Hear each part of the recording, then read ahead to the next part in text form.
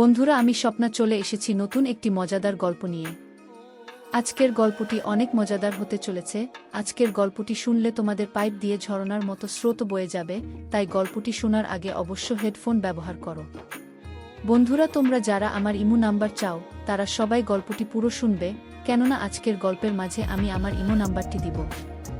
আর হ্যাঁ, শুধুমাত্র যারা চ্যানেলটি সাবস্ক্রাইব করবে তাদেরকে আমার ইমো নাম্বার দেয়া হবে। তাহলে চলো আজকের গল্পটি শুরু করি। তুমি একটা পিচ্ছি মেয়ে, তুমি বিয়ের কি বুঝবে? আমার সকল কাজ কি তুমি পারবে? তোমার তো বিয়ের বয়স হয়নি, তাও তুমি বিয়ে করতে পাগল হয়ে গেছো কেন? পিচ্ছি মেয়েটি তখন বলল, আপনার স্ত্রীর থাইকা আমি বেশি পারবো। আপনার কতটুকু ক্ষমতা আছে আমার তা দেখার আছে। আমি পিচ্ছি মেয়ের মুখে এরকম কথা শুনে অবাক হয়ে গেলাম। একটা বাচ্চা মেয়ে বলে কি? মেয়েটা আরও বলল, আপনি আমায় বিয়ে করে দেখেন আমি কি করি। আমি তখন পিচ্ছি মেয়েটাকে বললাম, ঠিক আছে, তাহলে আমি বিয়ের আগে তোমার একটা পরীক্ষা নিতে চাই। যদি পাশ করো তাহলে আমি তোমায় বিয়ে করব। মেয়েটা বলল, আপনার যে কোনো পরীক্ষায় আমি পাশ করতে পারবো। তারপর আমি পিচ্ছি মেয়েটাকে নিয়ে হোটেলে গেলাম। পিচ্ছি মেয়েটা রাতে আমার সাথে। আমার তো বিশ্বাস হচ্ছে না, কি করে সম্ভব এই বাচ্চা মেয়ের ধারা। বাকি ঘটনাটি গল্পতেই বলছি। 2 দিনের ছুটিতে বাসায় এসে হতভম্ব হয়ে বসে আছি আমি। যাকে খালাতো বোন কম নিজের বোন বলে জেনে এসেছি ছোটবেলা থেকে, সেই পিচ্চি হিমার সাথে আমার মা আমার বিয়ে ঠিক করেছে। আর বলেছে বিয়ে না করলে সে নাকি মরে যাবে। ও আচ্ছা, আমার পরিচয়টা দেই। আমি মানিক, বিসিএস এ প্রশাসন ক্যাডারের সহকারী কমিশনার পদের সেই 323 জনের মধ্যে একজন।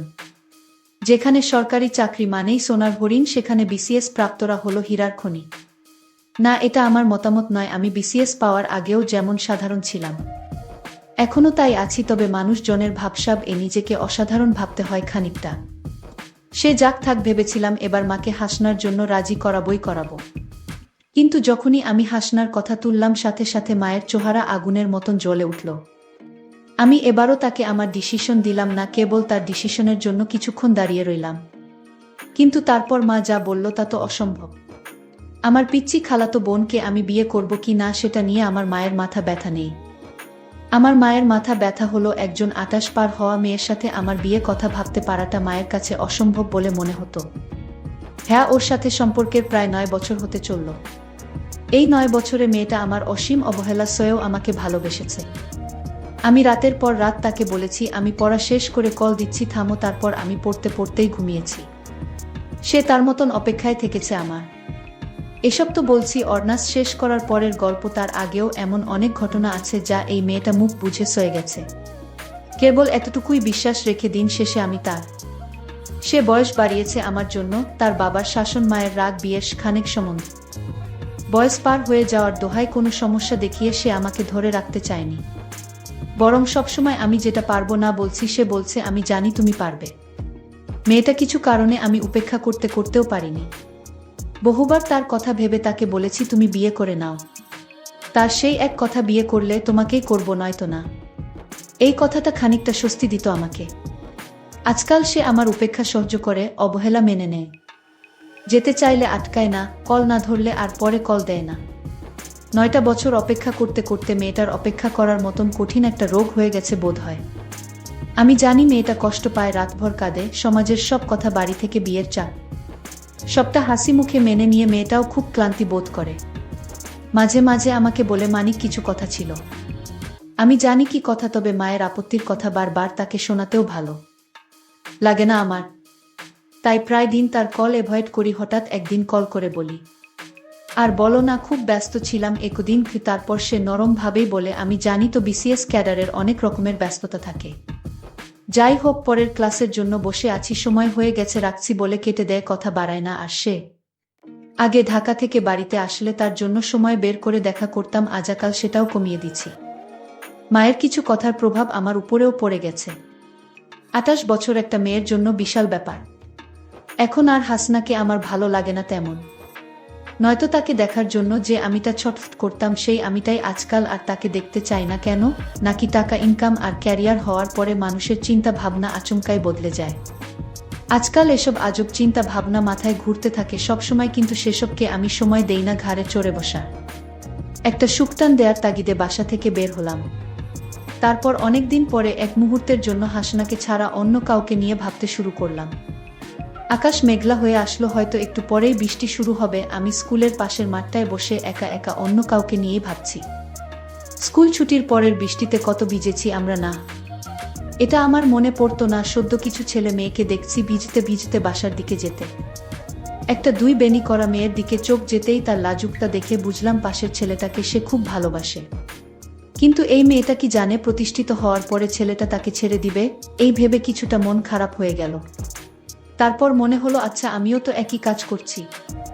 অতঃপর আর সেখানে বসে থাকলাম না। ঘড়িতে সময় তখন 2:30। হাসনাকে এখন স্কুলে গেলে পাওয়া যাবে। আমি সোজা ওর স্কুলের উদ্দেশ্যে চলে গেলাম। ও সেখানে চাকরি করে আজ প্রায় 5 বছর।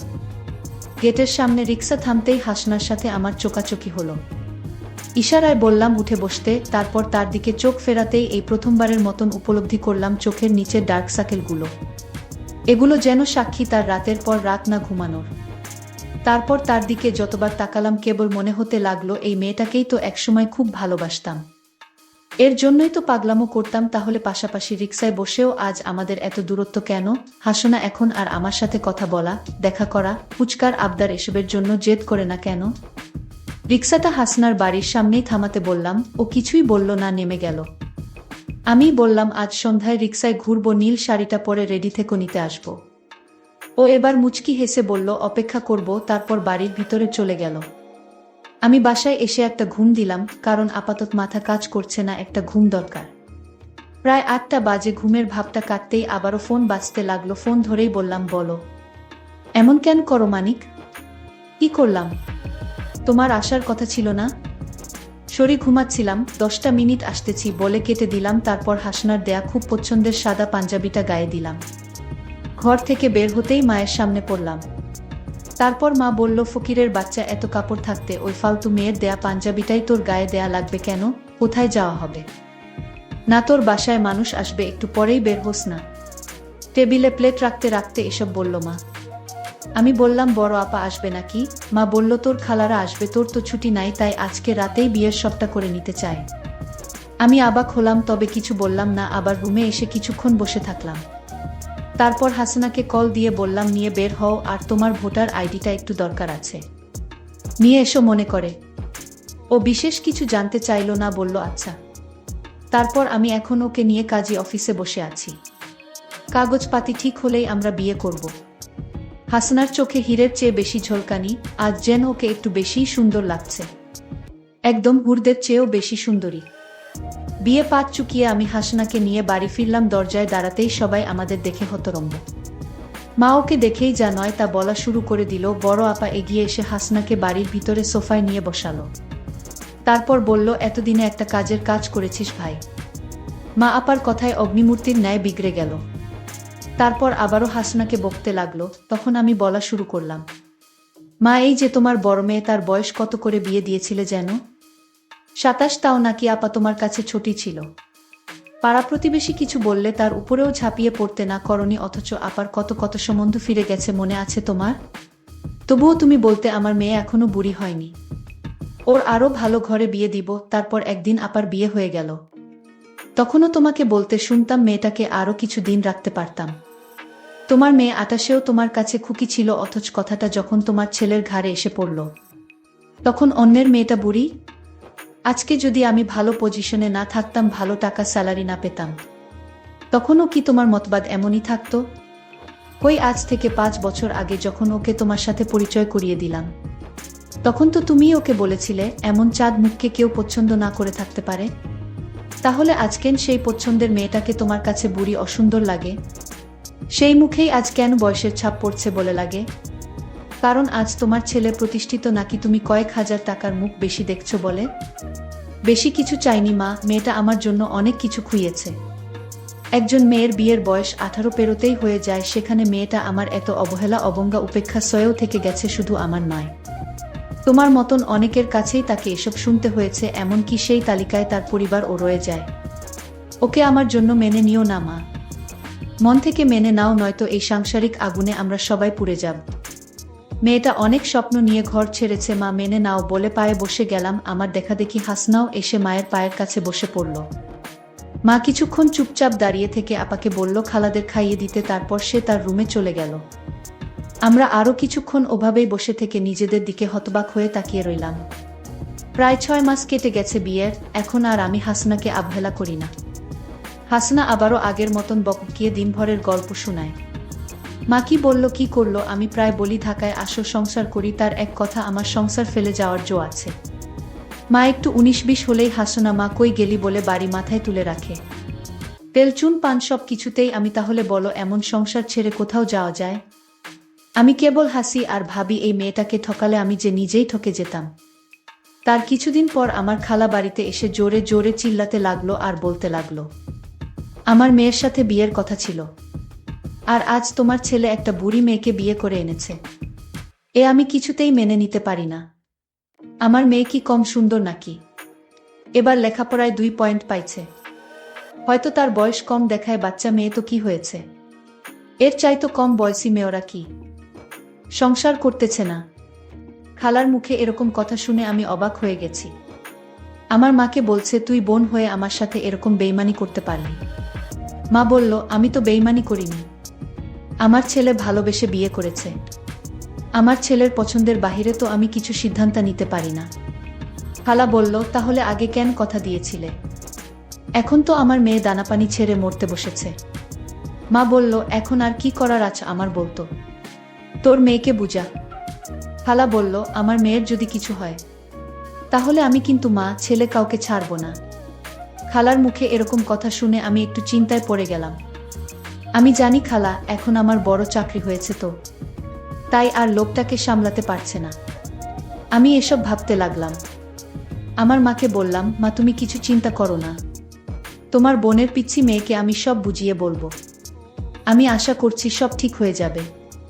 মা বলল তাই যেন হয় বাবা, মেয়েটা যদি কিছু করে বসে তাহলে তো তোর উপর ঝামেলা হতে পারে। আমি বললাম মা এ নিয়ে তুমি কোনো চিন্তা করো না, কিভাবে কি করতে হয় আমার সব জানা আছে। তারপর একদিন খালার পিচ্ছি মেয়েটা হঠাৎ আমাদের বাড়িতে আসলো। আমি তাকে বললাম আসো তুমি আমার ঘরে আসো। পিচ্ছি মেয়েটা আমার রুমে আসলো। আমি তাকে বসতে বললাম, দেখলাম মেয়েটা কাঁদছে। আমি বললাম এই মেয়ে তুমি কাঁদছো কেন? মেয়েটা বলল আমি আপনাকে ভালোবাসি তাই। আমি বললাম তোমার কি ভালোবাসার বয়স হয়েছে? আর তোমার বিয়ের বয়স হয়নি, এখনই বিয়ের জন্য এত পাগল হয়েছ কেন? পিচ্ছি মেয়েটা বলল আপনার স্ত্রীর চাইতে আমি আপনাকে বেশি সময় দিতে পারবো। আমার বয়স কম হলেও বিয়ের সকল কার্যক্রম চালিয়ে যেতে পারবো। আমি তো এই পিচ্ছি মেয়ের কথা শুনে অবাক হয়ে গেলাম। ছোট একটা মেয়ে বলে কি? তার মাথায় তামায়ে কি ভূত চাপিয়ে দিচ্ছে নাকি? আমি তখন পিচ্ছি মেয়েটাকে বললাম আচ্ছা ঠিক আছে, তুমি কিছুদিন অপেক্ষা করো, আমি তোমায় বিয়ে করব। তুমি হবে আমার দ্বিতীয় স্ত্রী, এতে কি তোমার আপত্তি আছে? পিচ্ছি মেয়েটি বলল আমি শুধু আপনাকে চাই, বিয়ের 1 মাস পর আমায় বিদায় দিয়ে দিয়েন, তাও আমাকে বিয়ে করুন, নইলে আপনাকে ছাড়া আমি বাঁচতে পারবো না। পিচ্ছি মেয়ে এসব কি বলে 1 মাস পর চলে যাবে, তাও তাকে বিয়ে করতে হবে? আমি তো কিছুই বুঝতেছি না, মেয়েটির মাথায় কি সমস্যা আছে নাকি? আমি মেয়েটাকে বললাম তোমার 1 মাস হলেও চলবে, আর তুমি কিন্তু ছোট, তুমি আমার সকল চাঁদোয়া পূরণ করতে পারবে কি? পিচ্ছি মেয়েটা বলল একবার আপনার দায়িত্ব দিয়ে দেখেন আমি পারি কিনা। মেয়েটির প্রত্যেকটা কথা আমার কাছে অদ্ভুত বলে মনে হচ্ছে। পিচ্ছি মেয়ের মুখে এসব কথা মানায়। আমি বললাম ঠিক আছে, আমি তোমাকে পরীক্ষা করতে চাই। মেয়েটা বলল কি পরীক্ষা করবেন? আমি বললাম আমি যে তোমাকে বিয়ে করব সেটা আপাতত আমার স্ত্রীকে জানানো যাবে না, বিয়ে হয়ে গেলে পরে জানলে কোনো সমস্যা নাই, কিন্তু আগে যদি তুমি আমার পরীক্ষায় পাশ করতে পারো তাহলে আমি তোমাকে বিয়ে করতে পারবো। মেয়েটি বলল কি পরীক্ষা? আপনি যে পরীক্ষা দিবেন সেই পরীক্ষায় আমি পাশ করতে পারবো। আমি বললাম তাহলে তুমি আমার সাথে একদিন দূরে কোথাও যেতে হবে। সে বলল আপনি জেনে বলবেন সেখানেই যাব। আমি বললাম তাহলে তোমায় নিয়ে পটুয়াখালী যাব ঘুরতে। সে খুশি হয়ে বলল ঠিক আছে। আমি পরের দিন তাকে পটুয়াখালী ঘুরতে নিয়ে গেলাম। তারপর রাত হলো, আমরা একটা হোটেলে উঠলাম। তারপর আমি বললাম আজ রাতেই তোমার পরীক্ষাটা নিবা। আমি বললাম আচ্ছা তুমি আমায় সত্য করে বলো তো, তুমি কি কাউকে ভালোবাসো? সে বলল বাসি আপনাকে।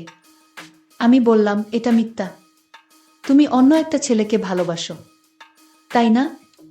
সে বলল, না, আমি আপনাকে ছাড়া কাউকে ভালোবাসি না। তারপর যে ছেলেটি তাকে পাগলের মতো ভালোবাসতো সেই ছেলেটিকে আমি ডাক দিলাম। দিদার, তুমি আসো তো। দিদার, তুমি সব খুলে বলো। দিদার বলল, স্যার, আপনার খালাতো বোন আমায় পাগলের মতো ভালোবাসতো, কিন্তু আপনার যখন বড় চাকরি হয়ে গেছে তখন আপনার খালা তাকে আপনার কাছে বিয়ে দিতে চায়। আপনার খালা বলল, দরকার হয় একদিনের জন্য ওকে বিয়ে কর, কারণ তার সম্পত্তির ভাগ আমি চাই। আপনার খালা একজন লোভী মানুষ। আমি তখন পিচ্ছি মেয়েটাকে বললাম, এসব কি বলেছে ছেলেটি? পিচ্ছি মেয়েটি বলল, আমার কোনো দোষ নাই, সকল দোষ আমার মায়ের। কারণ আমি মায়ের পরামর্শে আমি আপনার সাথে বিয়ের নাটক করতে বাধ্য হয়েছি। আপনি আমাকে ক্ষমা করে দেন। আমি পিচ্ছি মেয়েটাকে বললাম, আমি তোমায় মাফ করতে পারি, তবে আমি তোমাকে 2 বিঘা জমি তোমার নামে বিক্রি করে দিলাম, আর সেই টাকাটা দিয়ে তোমরা দুজন বিয়ে করে সুখে থাকো। আমি বুঝি ভালো স্যার কি মর্ম। পিচ্ছি মেয়েটি বলল, আপনি আমাকে ক্ষমা করে দেন। বন্ধুরা, আজকের গল্পটি কেমন লাগলো তা অবশ্যই কমেন্ট করে জানাতে ভুলবেন না। আর এরকম নতুন গল্প পেতে আমাদের চ্যানেলটিকে সাবস্ক্রাইব করে পাশে থাকবেন। ধন্যবাদ।